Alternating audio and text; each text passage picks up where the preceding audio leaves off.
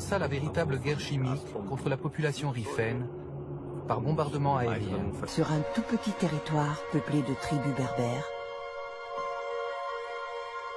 un certain Abdelkrim allait créer un embryon d'État, tenant tête à l'Espagne, puis à la France, pendant plusieurs années.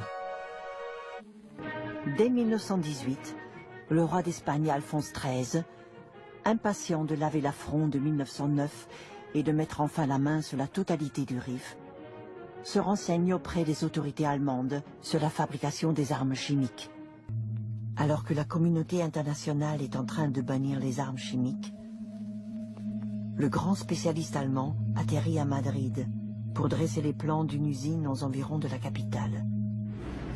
Le budget militaire est multiplié par 3, dans le but d'écraser le soulèvement riffin et la lutte d'Abdelkrim, dont la notoriété franchit les frontières du Rif, contribuant à faire de cet homme une figure de légende. Commença la véritable guerre chimique contre la population riffaine par bombardement aérien.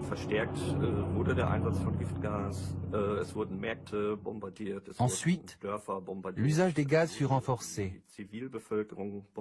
On bombardait des marchés, des villages, la population civile, des terres agricoles.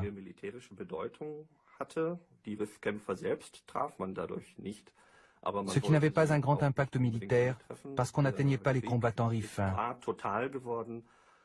Mais ce n'était pas le but recherché. La guerre était devenue totale, englobant la population civile.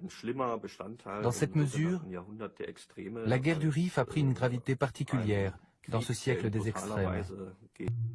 Lyautey, qui redoute à présent que la situation dans le Rif ne se propage à toute la région, réclame des renforts pour stopper celui qu'il décrit comme le champion de la cause musulmane.